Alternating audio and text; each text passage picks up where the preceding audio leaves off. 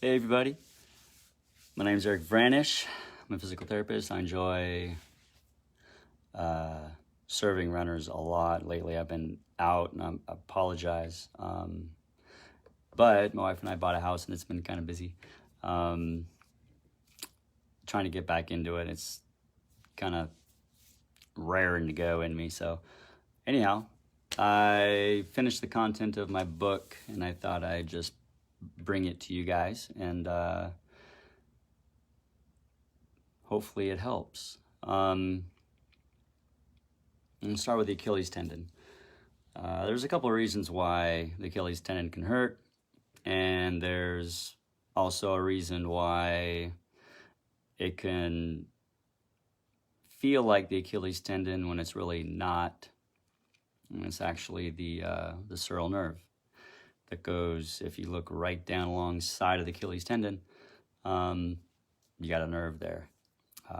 Maybe in the past you've had Achilles tendinitis, but sometimes the sural nerve is involved, and sometimes the things that make the sural nerve feel worse are what make the Achilles tendon feel better. So anyway, we're going to get into that a little bit later, but for now, I'll talk about one reason. Yo! What's up? I'll talk about one reason why some people have Achilles tendinitis. There's two reasons and sometimes three, but we'll just go into the easy stuff, the mechanical problems that can happen in about 6 months, maybe more than that now, really. 6, 7, maybe, I don't know, maybe 9 months. Corona's making things go by really fast. So maybe 9 months ago, had a guy, diagnosed with Achilles tendinitis. And, you go through the special test and sure enough, it was Achilles tendinitis. The sural nerve was not involved.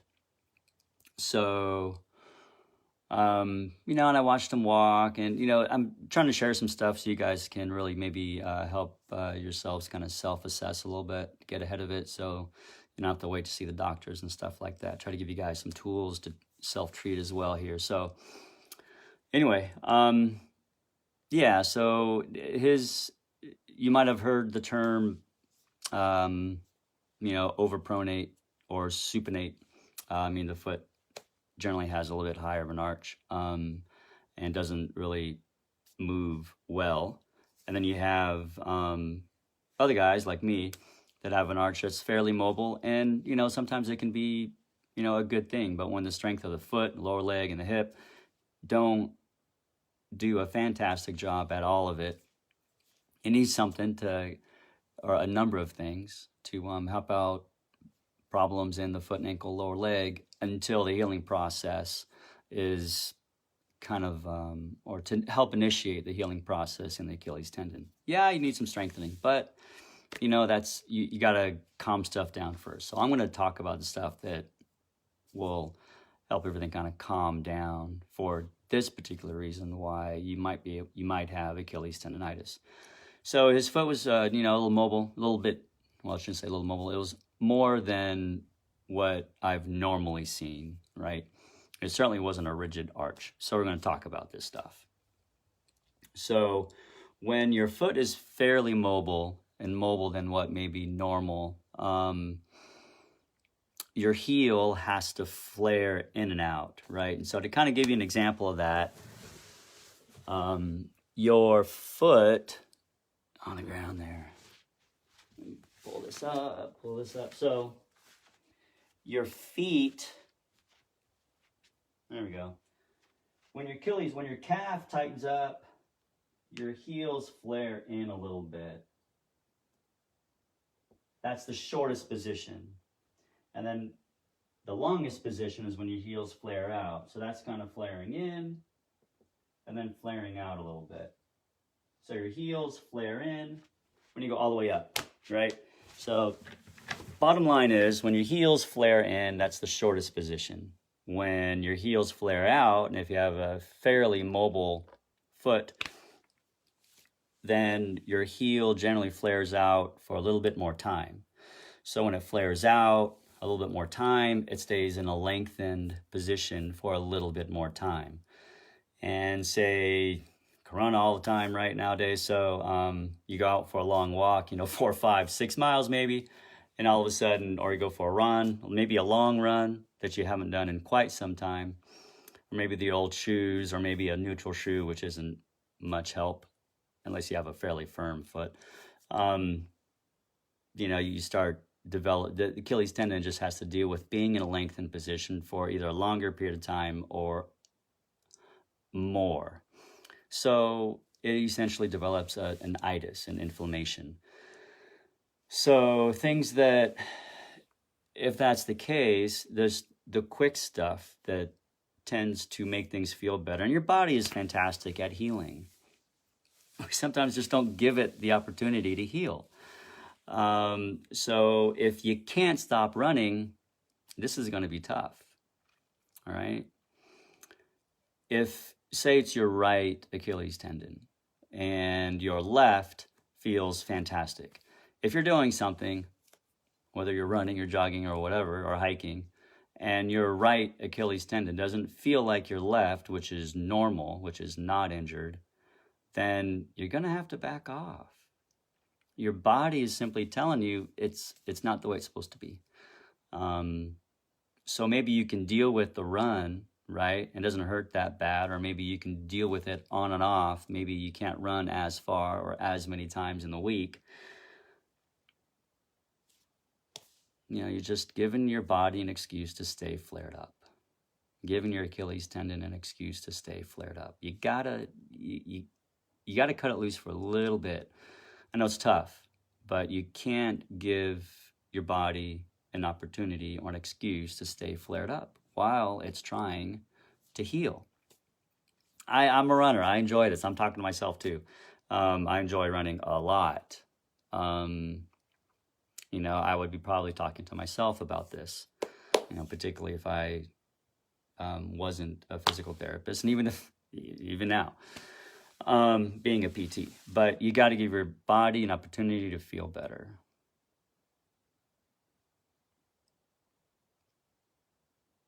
It's asking for that from you. So you got to give it the time. So that's number one. You got to give it an opportunity to feel like normal, like the other side that's not involved. Now, if that looks like getting on the bike, if that's more upper body stuff, if that's more, a cardio kind of a workout that's not irritating your tendon, is simply what you have to do. If it's not feeling like the uninvolved side, if it's not feeling normal, you gotta just back off of that, and you gotta get around it somehow and do something different. Okay, so that's number one, and I hate it, but that's the first thing. You got to create an environment for healing. Number two, for that kind of foot, for a foot that's a little bit more mobile, you need to probably get into this is what I generally start with. This is where the art form of PT comes in, but this is what I start with. A stability type shoe. Get some time if you don't already have a stability shoe. And if your shoe's old, more than 300, 400 miles in it, get a new shoe. Get a stability shoe. And the heel would probably, here we go. So the heel probably, or the Achilles tendon would probably benefit from having the heel lifted a little bit within the shoe, which is a heel lift. Quarter of an inch, maybe even half of an inch, because your tendon, instead of being a little bit more, tightened up, it wants to feel a little bit more relaxed. It wants to be on slack to heal. It doesn't want to have the strain. So when you put a heel lift in your shoe, whether it's, a half, start with maybe a quarter, maybe go to a half. Don't run with that. If it feels good enough to run, do not run with that, because then other things will start happening. just to decrease the pain in your Achilles tendon. All right. Another thing is you got to look at a shoe that is, I mentioned stability, but maybe a little bit more of a carbon fiber kind of an insert that gives it maybe a little bit more firmness, but forgivingness of the carbon fiber would help. Kind of loft your arch slightly higher if it's a little bit more mobile than it needs to be. Heel lift. And, you know, there's a cult following with the minimalist shoes and the Hoka type rocker bottom shoes, you know, for a good reason. You know, there's reasons to have one or the other sometimes, but the minimalist shoe is, you know, a little bit harder to train for or in, you know, requires a little bit more time. But you probably need to consider, in this case, something that has this rocker bottom effect that allows for progression but allows less irritation to the Achilles tendon. And often enough, in this case, a Hoka is a great example of a rocker bottom shoe that your Achilles tendon probably needs. It allows for progression of your foot, and as you walk or as you're jogging, without putting as much, if I could do this right, without putting as much angle at the ankle. So when you have a rocker bottom effect of a shoe, you'll roll forward a little bit more through your foot instead of rolling on your ankle only, which is going to stretch out the Achilles tendon, which isn't going to help out in the short run. So a rocker bottom shoe, a heel lift, sometimes you need to add a carbon fiber kind of an insert in there as well. You need to maybe consider that or play with that. This is where the artsy stuff of PT comes in. I wouldn't stretch your calf. I would only stretch it if you didn't feel your Achilles tendon during the stretch. If you felt the pain point while you're stretching, I would not do it. You're just irritating something that doesn't want to be irritated and is just simply telling you, I'm not feeling great, I need to stop, or you need to stop. And it's just telling you that because it needs the environment to heal. So what I'll tell most time, what I tell my clients is, you know, get a roller and roll on it. Maybe create some mobility within the calf muscle, not the Achilles tendon, but the calf muscle, so that maybe it can lengthen a little bit more and put a little bit less stress on the need for the Achilles tendon to feel like it needs to do what it's doing. Maybe the calf muscle can lengthen a little bit more and take up some of that a little bit more. Another thing is taping, which I'll show you real quick. So here we go. This is rock tape. It's backwards, but anyhow, I use rock tape. A little bit of not that much, ballpark, maybe 2 inches off the edge, right? I'll angle it down. Sometimes I use elasticon for these guys that have Achilles tendonitis, and it's a true Achilles tendonitis. And I will double this up, and in the worst cases, I will double up elasticon. I say it's spelled with a K, elasticon. Look that up, that's some serious tape, but hey, miss you too. Miss you too, Trisha.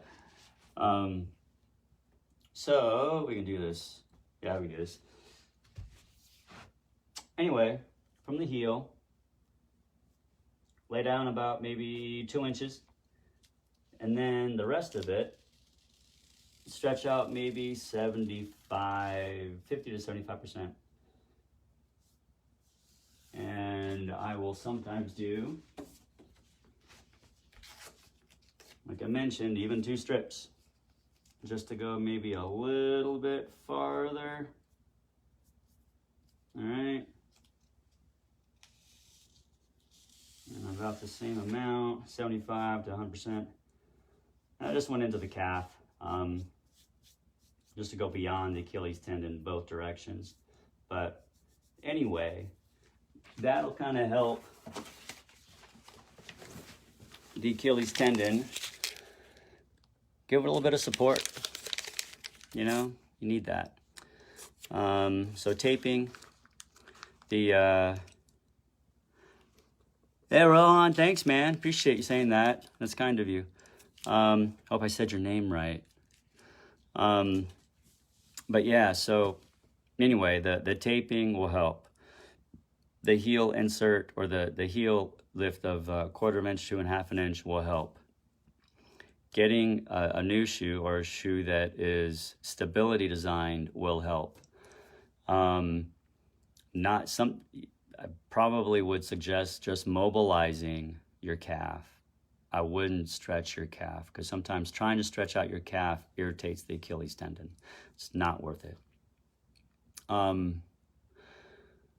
Let's see, got all that stuff. Got my book over here that I'm making sure I hit all the high points for you guys. Oh yeah, okay, so negative drop heel counters. Maybe that's something that might be something you guys are, you guys have heard or not heard. Anyway, negative drop heel counters are not what this thing wants. We're talking, 10 to 12 millimeters kind of, and that means that the heel and the ball of the foot have an angle to them, right? In most shoes, right? There's this angle. Negative drop is essentially flat, and it's not good for this pathology. Okay, you don't want to have negative drop heel counter. You want a heel that's lofted a little bit at least, like most running shoes, like a 10 to 12 millimeter loft in the heel versus the ball of the foot, and that's generally what they talk about. But on top of that, for the sake of the Achilles tendon, put another 1/4 inch or 1/2 inch lift in there. Make sure you got some new shoes, good shoes, stability shoes at least for the runners. Tape it up like I just showed you. You can even use elastic on, and that stuff is, man, that stuff is almost as thick as a tendon. It's super strong, and will be really helpful. Sometimes the rock tape is all you guys need though. And you got to stop giving it reasons to be irritable. Let's see here. I want to make sure I kind of just hit all the high notes here. Yeah, you really can't give your Achilles tendon an excuse to be irritated while it's trying to heal.